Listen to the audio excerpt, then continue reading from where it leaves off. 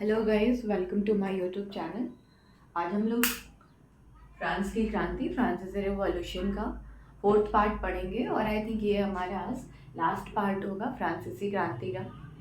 हमने last 3 video में discuss किया है कि किस तरह से लुई 1674 में रूलिंग में आते हैं। उनके रूलिंग में आने के बाद से ही वहाँ की जो पीपल है बहुत ज़्यादा अनसेटिस्फाई रहती है, क्योंकि वो एक अयोग्य शासक होते हैं। वो अच्छे से अपने रूलिंग पावर को कर नहीं पाते, उनको अपने विलासिता से मतलब होती है, बाकी महल के खर्चे में और पिछले वार में वहाँ के कंट्री के ऊपर फ्रांस में बहुत ज़्यादा लगभग 12 अरब लिवरे जो है वो कर्ज चढ़ जाता है। और उस कर्ज की वजह से उन्होंने टैक्स बढ़ाने का सोचा। टैक्स बढ़ाने के क्रम में जनरल एस्टेट की बैठक बुलाई गई। जनरल एस्टेट का बैठक जो है वो पूरी बहिष्कार कर दिया गया थर्ड एस्टेट के लोगों द्वारा। एंड देन वहाँ स्थापना होता है नेशनल असेंबली का। नेशनल असेंबली यहाँ पे आती है, संवैधानिक राजतंत्र होता है, यानी राजा के ऊपर एक संविधान का अंकुश लगाया जाता है और यहाँ से शुरू होता है एक कॉन्स्टिट्यूशनल मोनार्की यानी संवैधानिक राजतंत्र। अब ये कॉन्स्टिट्यूशनल मोनार्की जो है वो 89 से 92 तक चलती है, लेकिन यहाँ पे 92 में उनको जो वहाँ के राजा थे उनका शासन लगभग खत्म हो जाता है, पूरी तरह से फिनिश्ड हो जाता है मोनार्की वहाँ। एंड अब आता है उग्र गणतंत्र। उग्र गणतंत्र जिसको कि हम रीजन ऑफ टेरर भी कहते हैं, आतंक का राज। अब ये आतंक का राज जो है 1992 से 94 तक चला था। हम इसे पढ़ेंगे कि हम इसे आतंक का राज क्यों कहते हैं, रीजन ऑफ टेरर क्यों कहते हैं। तो यहाँ पे आपको एक इम्पॉर्टेंट नाम मिलेगा जो कि हम क्लब के बारे में डिस्कस किए हैं, जैकोबिन क्लब। और जैकोबिन क्लब के जो लीडर थे मैक्सिमिलियन रोबोस्पेयर। अब मैक्सिमिलियन रोबोस्पेयर जो है वो यहाँ पे आते हैं रूलिंग पावर में। रूलिंग में आने के बाद वो सबसे पहले क्या कहते हैं कि यहाँ पे जो भी चीज़ें थी वो सारी चीज़ों का दाम फिक्स कर दिया जाता है, यानी अनाज जो उत्पादन कर रहे हैं किसान वो एक फिक्स प्राइस पर बेचेंगे। जो भी ब्रेड या मीट होता है सब चीज़ की राशनिंग कर दी जाती है, डेली यूजेस की जो भी चीज़ें हैं जिनकी बहुत ज़्यादा सेलिंग है। और यहाँ पे इन्होंने इतना स्ट्रिक्ट रूल लगाया, यानी जैकोबिन के खिलाफ या इनके खिलाफ अगर कोई भी बोलता था तो वो उसे तुरंत गिलोटिन पर चढ़ा करके मार दिया जाता है। यहाँ पे इन्होंने सबसे पहले महिलाओं का जो है क्लब बनाना इसका ख़त्म कर दिया। महिलाओं ने यहाँ पे लगभग 60 क्लब बनाए थे और इसमें एक फेमस क्लब था the society of revolutionary and Republican women. ये महिलाओं का काफ़ी इम्पॉर्टेंट क्लब था। इसके अलावा भी बहुत सारे क्लब थे वहाँ पे जिसमें कि महिलाएं जाती थी, अपने विचार अपने ओपिनियन को डिस्कस करती थी, लेकिन इन्होंने महिलाओं के क्लब में जाना, उनके क्लब बनाना पे पाबंदी लगा दी। और यहीं पे एक नाम आपको मिलेगा जो कि काफ़ी फेमस नाम है आपके एग्जाम के पर्पज से, ओलंपे दा गुज। गुज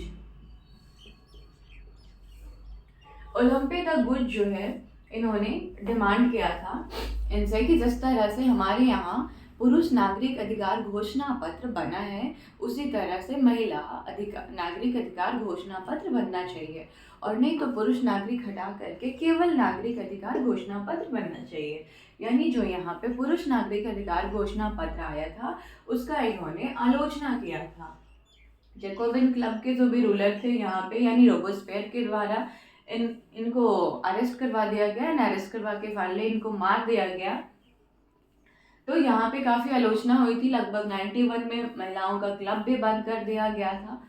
और ये क्लब बंद होने के बाद से ही वहाँ पे बहुत सारी महिलाएं जो कि उग्र हो गई। यहाँ पे हम पढ़ेंगे महिलाओं के संदर्भ की क्रांति में ओलंपे द गुज का कुछ रोल्स भी पढ़ेंगे। 92 से 94 में जो वहाँ के पीपल थे वो इतना ज़्यादा परेशान हो गए, इतने यहाँ पे इतने सारे रिस्ट्रिक्शन लगा दिए गए कि कोई भी पीपल अगर ज़रा सा इस गणतंत्र के खिलाफ कुछ आवाज़ उठा रहा है या कुछ बोल रहा है तो उसे तुरंत गिलोटिन पे चढ़ा करके मार दिया जाता था। लेकिन यहाँ की जनता जो है वो इनके रूल से इतनी परेशान हो गई कि जुलाई 1794 में रोबोस्पेयर को ही मार दिया गया। यहाँ पे रोबोस्पेयर को गिलोटिन पे चढ़ा करके मार दिया गया, यानी इनका डेथ हो गया जुलाई 1794 में। अब इनके डेथ के बाद उग्र गणतंत्र वहाँ खत्म हो गया।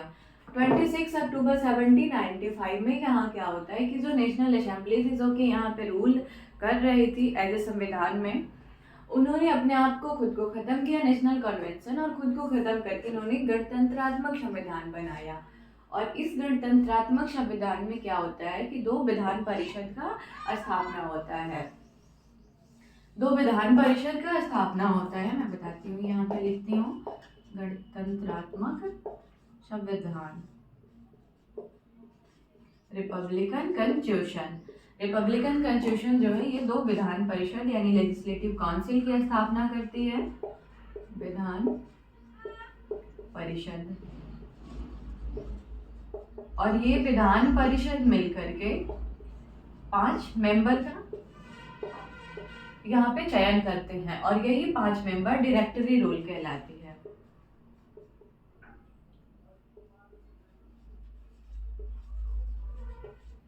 यही 5 मेंबर जो है वो डायरेक्टरी शासन करती है यहाँ पे। और ये आता है हमारा उदार गणतंत्र। इनका कार्यकाल अगर हम पढ़े, टेन्योर पढ़े, तो ये 94 से 99 तक रहा। लेकिन ये गणतंत्र जो था, संविधान का गणतंत्र, इस समय देश की आंतरिक स्थिति थोड़ी खराब हुई, थोड़ा तनाव का माहौल आया, लेकिन बाहरी कंट्री से अगर हम इनका देखें तो बहुत अच्छा ये रहा।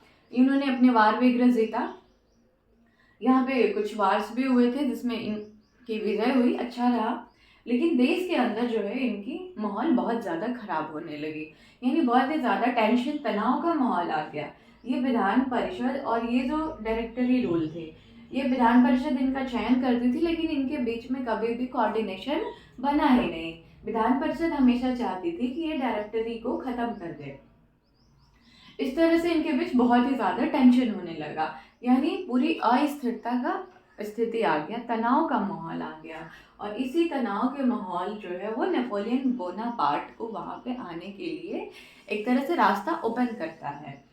नेपोलियन बोनापार्ट का यहाँ आगमन होता है इसे रूलिंग के बाद, और ये 1790 से लेकर के 1814 तक, 1814 तक यहाँ पे लगभग तानाशाही साम्राज्यवाद होता है। इसमें हम पढ़ेंगे 1804 का जो एक डेट है, इम्पॉर्टेंट डेट है, आपको याद रखना होगा। और यहाँ पे क्या हुआ था कि नेपोलियन फ्रांस का सम्राट घोषित अपने आप को कर दिया था, फ्रांस का सम्राट। 1804 में नेपोलियन बोनापार्ट जो है खुद को फ्रांस का सम्राट घोषित कर दिया। यहाँ पे कुछ वार भी हुए, जो कि वार नेपोलियन के द्वारा जीता गया था। 1805 में ऑस्ट्रिया का वार, 1806 में परसा, और 1807 में रूस। ये 3 वार यहाँ पे होता है। और इस वार में क्या होता है कि नेपोलियन बोनापार्ट जो है ये तीनों वार को जीत लेता है। अब क्या होता है कि जो बाकी इस समय कंट्री थे, जैसे इंग्लैंड, इनके बहुत सारे कॉलोनियल कंट्री थे, तो अब इनको डर होने लगता है कि अगर यहाँ पे नेपोलियन बोनापार्ट जो है धीरे धीरे उनकी कॉलोनी में एंट्री करेगा तो फिर उनकी जो रूलिंग पावर है, उनका जो कॉलोनी का एरिया है वो खत्म हो जाएगा। तो यहाँ पे इंग्लैंड जो है, ये 3 देश को मिला करके, इंग्लैंड, ऑस्ट्रिया, परसा, हंगरी, ये सारे कंट्री मिल करके 1815 में वाटरलू के युद्ध में, वाटरलू वार में नेपोलियन को हरा देते हैं। ये वाटरलू के वार में जो है, इसको हराने के बाद नेपोलियन को हेलेन टापू पे भेज दिया जाता है, जहाँ पे फाइनली 1821 में हेलेन टापू पर इसको कैद करके रखा जाता है। और 1821 में फाइनली इनकी डेथ भी हो जाती है। यहाँ पे नेपोलियन के आने के बाद से कुछ नेपोलियन सिविल कोड भी यहाँ पे लागू हुआ था। 1804 में जब इन्होंने यहाँ पे अपने आप को फ्रांस का सम्राट घोषित किया था। एंड यहाँ पे जब इनकी डेथ हो जाती है, देन फ्रांस का एक अलग फेज शुरू होता है, जो कि हमें आगे बढ़नी है, यहाँ पे नहीं पढ़ना है। हम यहाँ पढ़ते हैं फिर फ्रांस में एक दास प्रथा का उन्मूलन। दास प्रथा का उन्मूलन में हमें यहाँ पे देखेंगे कि 1848 में ये जो दास प्रथा ने ये डेट लिखा है, ये ऐसा डेट है कि यहाँ पे फाइनली खत्म हो गया था 91 में। सॉरी, यहाँ पे नेपोलियन जो है उग्र गणतंत्र के समय 1794 में यहाँ पे 1794 में दास प्रथा को खत्म कर दिया गया था, मुक्त कर दिया गया था।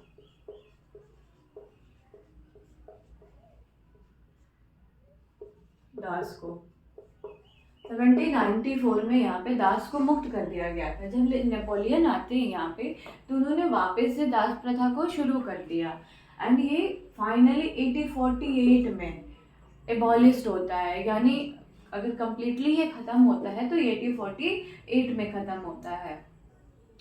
इस तरह से पूरे फ्रांस की क्रांति में हम देखेंगे कि इसका परिणाम क्या हुआ। इसके बहुत सारे आपको परिणाम मिलेंगे, जैसे वहाँ पे मोनार्की का खत्म, गणतंत्र का आना, सेंसरशिप खत्म हुआ था 1789 में। इसके बाद यहाँ की जो जनता थे वो अपना क्लब बना सकते थे, बोल सकते थे, अपना जो भी है फ्रीडम एंड स्पीच का उन्हें राइट मिल गई थी, बोलने का अधिकार एवं प्रेस की स्वतंत्रता। महिलाओं को भी अधिकार मिला, महिलाओं को पढ़ने का अधिकार मिला। कुछ जो कि इम्पोर्टेंट यहाँ पे परिणाम हुए। एंड जो हमारे यहाँ दो नाम आपको मिलेगा जो कि फ्रांस के रिवॉल्यूशन से बहुत ही ज़्यादा इंस्पायर हुए थे। फर्स्ट नाम आता है राजा राम मोहन राय का, राजा राम मोहन राय। एंड सेकंड नाम जो आता है टीपू सुल्तान का। ये दो ऐसे नाम है जो कि फ्रांस के रिवॉल्यूशन से ये दोनों बहुत ही ज़्यादा इंस्पायर्ड हुए। एंड इनके बाद हमारे कंट्री में भी जब रिवॉल्यूशन होता है तो थोड़ा बहुत आपको फ्रांस की क्रांति का झलक मिलेगा। जैसे एक नारा जो कि काफ़ी फेमस हुआ था, स्वतंत्रता, समानता एवं बंधुत्व का, ये नारा हमें फ्रांस की क्रांति से ही मिला था। चलिए आज की क्लास ख़त्म होता है यहीं पे। Thank you.